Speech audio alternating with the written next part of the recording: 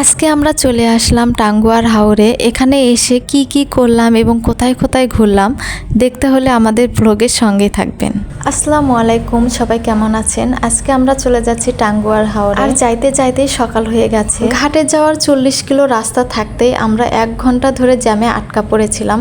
পরে একটা অটো নিয়ে আমরা চলে যাচ্ছি। নেত্রকোনা থেকে এখন আমরা সুনামগঞ্জের ঘাটে চলে যাব। আর সুনামগঞ্জের রাস্তা খুবই খারাপ, অনেক ভাঙ্গা, উঁচু নিচু। আর গ্রামটা অনেক সুন্দর, যেখানে চোখ যায় সেখানে শুধু পানি আর পানি। আমার মনে হয় যে গ্রামে নদী, হাওর বাওর এগুলো থাকে ওই গ্রামটা অনেক সুন্দর হয়। ফাইনালি আমরা সকাল 7টায় ট্রলারে উঠলাম। আর এখান থেকে আমাদের নাস্তার ব্যবস্থা করা আছে। সকালের এবং দুপুরের খাবার আমাদের এখান থেকেই দেবে। জানি না এর মধ্যে কি কি আছে, তবে আপনাদেরকে দেখাবো কি কি খাবার দিয়েছে। সকালের নাস্তায় দিয়েছে ডিম খিচুড়ি, সকালের হিসেবে ঠিক আছে।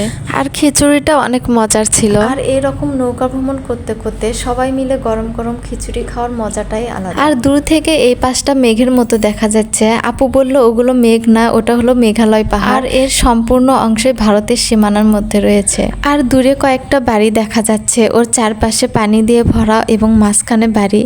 কত সুন্দর লাগতেছে দেখতে। আমার যদি ওখানে একটা বাড়ি থাকতো তাহলে আমি ওখানে থাকতাম, কত শান্তি লাগতো। তবে বাস্তব জীবনে ওই রকম প্রতিকূল অবস্থায় থাকা খুব কঠিন। বাজার করা সব কিছুতেই অনেক কষ্টকর। 2 দিনের জন্য ভালো লাগলেও সারা জীবনের জন্য কখনোই ভালো লাগবে না। ওখানকার মানুষ বুঝতেছে জীবনটা কতটা কঠিন, কিভাবে প্রকৃতির সাথে সংগ্রাম করে বেঁচে থাকতে হচ্ছে। আর হাওরের সবগুলো রাস্তায় পানি দিয়ে ভরা, তাদের জীবনটা কতটা সংকটময়পূর্ণ। আমরা যেখানে আছি অনেক ভালো আছি, আল্লাহ যেন তাদেরকে অনেক ভালো রাখে। আজকে প্রচুর রোদ উঠছে, আমরা সবাই ছাতা নিয়ে গেছিলাম। তারপরেও অনেক গরম ছিল, মনে হচ্ছে ত্বক পুড়ে যাচ্ছে। এত বেশি গরমের কারণে প্রায় অনেকেই ভিতরে চলে গেছে। আমরা 3 ভাই বোনে ছাদেই থাকবো, ভেতরে আর যাব না। কারণ ছাদে থাকলে সব কিছুই অনেক ভালোভাবে দেখা যায়, অনেক এনজয় করা যায়। সেই 2-3 ঘন্টা ধরে পাহাড় দেখতেছি, তাও পাহাড়ের কাছেই যাইতে পারতেছি না। প্রায় প্রত্যেক ট্রলারে সাউন্ড বক্স ছিল, কিন্তু আমাদের ট্রলারে কোনো সাউন্ড বক্স ছিল না। পাশের একটা ট্রলারে সাউন্ড বক্সে সবাই নাচতেছে, ওইটা দেখে আমাদের ট্রলারেও কিছু ছেলেপেলে নাচতেছে। এই তো এখানে সবাই গোসল করবে, আর তার জন্য সবাই রেডি হয়ে নিচ্ছে।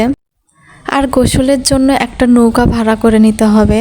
প্রত্যেকটা নৌকাতেই লাইফ সাপোর্ট জ্যাকেট আছে। এখানে আসার সাথে সাথে সব নৌকাওয়ালারা ভিড় জমায়। আর আমি আর আপু সাঁতার পারি না, যার কারণে আমরা আর নামবো না। আমরা নিচে নেমে এইভাবে পা ঝুলিয়ে বসে আছি, এখানে অনেক মজা লাগতেছে। এরকম একসাথে পানি আর পাহাড় দেখার মজাই আলাদা।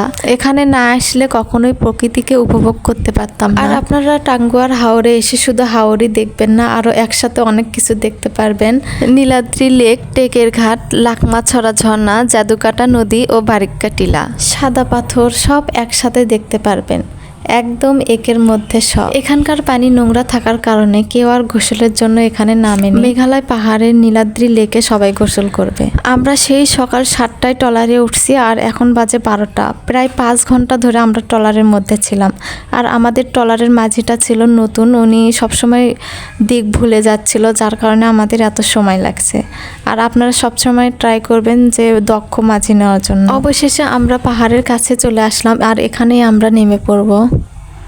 এই তো আমরা চলে আসলাম নীলাদ্রি লেক, আর এখানে সবাই গোসল করতেছে। আর এখানকার পানি অনেক স্বচ্ছ। সব স্পট ঘুরে লাঞ্চ শেষে আমরা আবার ট্রলারে উঠলাম। এখন বাজে বিকাল 5টা। আর লাঞ্চটাও ছিল এই প্যাকেজের মধ্যে। লাঞ্চে ছিল ভাত, ডাল আনলিমিটেড, ভর্তা এবং মুরগির মাংস। আর আমরা মেঘালয় পাহাড় থেকে আরো সুন্দর সুন্দর স্পটে গেছিলাম, ওগুলো আপনাদেরকে নেক্সট ভিডিওতে দেখাবো। এই ভিডিওটা বেশি বড় করলাম না। আর নেক্সট ভিডিওতে থাকবে বারিক্কা টিলা, লাকমাছড়া ঝর্ণা, জাদুকাঠা নদী, মেঘালয় পাহাড়। এই সব ভিডিও আপনারা নেক্সট ভিডিওতে দেখতে পারবেন। আর হাওরের মধ্যে সন্ধ্যার দৃশ্যটা খুবই অসাধারণ, আকাশটা অনেক সুন্দর হয়ে আছে, খুবই ভালো লাগতেছে। আজকে এই পর্যন্তই। সবাই ভালো থাকবেন, সুস্থ থাকবেন। আল্লাহ হাফেজ।